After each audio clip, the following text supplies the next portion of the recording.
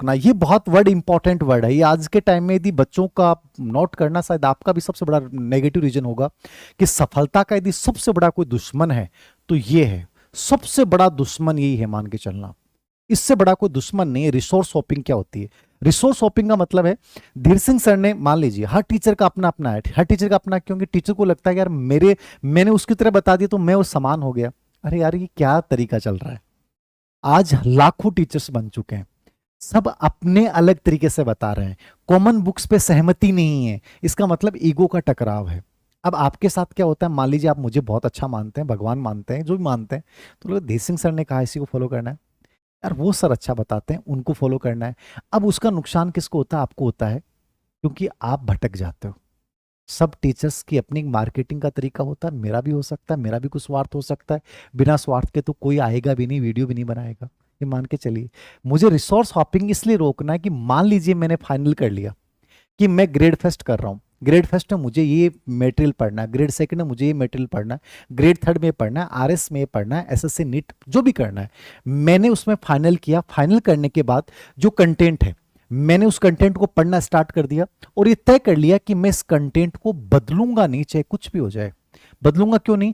क्योंकि मैंने फाइनल करते समय चीज देखी थी, ये कंटेंट अच्छा है, इससे पिछले 2 या 3 साल में जो प्रश्न आए हैं वो पूछे गए हैं, मतलब ये ठीक है, सफिशियंट है। मान लीजिए कोई नई चीज आ गई तो मैं उसी कंटेंट में ऐड ऑन कर लूंगा, ठीक है, या उसके ऊपर आगे एक पेज चिपका दूंगा, उस पेज के ऊपर मैंने चीजें लिख ली।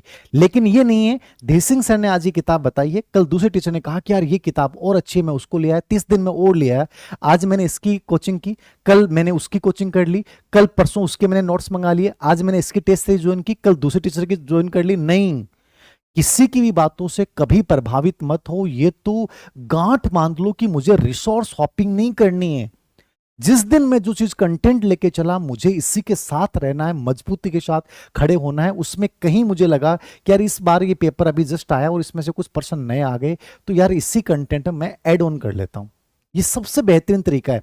मैंने जब पढ़ना स्टार्ट किया, मेरी जो बेसिक 3 किताबें थी, जैसे हिस्ट्री की बात करूं तो केसी श्रीवास्तव पढ़ा, उसको मैं ऐड ऑन किया, उसके अलावा किताब चेंज नहीं की। कोई कहेगा ये पढ़ लो, कोई कहेगा ये पढ़ लो, अरे सबके अलग अलग तरीके हैं भाई। मैंने जो किताब ली मैं उसी को पढ़ूंगा, उसी में चीजें ऐड ऑन करूंगा। कोई कहेगा ये, कोई किसी की बातों पे ध्यान नहीं देना चाहिए। तुम किसी को भगवान मानते हो तब भी उसकी बातों को स्वीकार मत करो। जिस कंटेंट को तुमने सबसे पहले फाइनल कर लिया, फाइनल करो उसकी क्वालिटी के आधार पे, उसके रिजल्ट के आधार पे, और उसके बाद जब फाइनल कर लिया तो हॉपिंग नहीं करनी है कि आज ये चीज, आज ये कोचिंग, परसों ये कोचिंग, आज इसका ऑनलाइन कोर्स, आज उसका कोर्स। नो, फिक्स है, इसी को रिवाइज करना है। 10 बार कम से कम इस किताब को पढ़ूंगा, फिक्स कर लो, इस किताब को मैं कम से कम 10 बार पढ़ूंगा। ऐसा नहीं हो सकता कि तुम्हारा सिलेक्शन नहीं हो, 100% रिजल्ट देके जाएगा। तो ये चौथा स्टेप है, रिसोर्स फाइनल। कैसे करना है, क्या करना है, पहले से तय कर लो। पीवाईक्यू देखिए, अलग अलग जितनी राय लोगे अलग अलग लाएंगे, ज्यादा राय मत लो, आप अपने अकॉर्डिंग चुनिए। मैंने किसी से राय नहीं ली, मैंने खुद चीजें की, मुझे पता था कि यहां से चीजें अच्छी आई हैं, तो बेटर किताब है ना, टेक्स्ट किताब को चुना, उसको पढ़ा। अब कोई के लिए गाइड भी बेटर हो सकती है, कोई के लिए क्लास कोचिंग के नोट्स बेटर हो सकते हैं, किसी के लिए हैंड रिटन नोट्स बेटर हो सकते हैं। आपको क्या बेटर लगता है?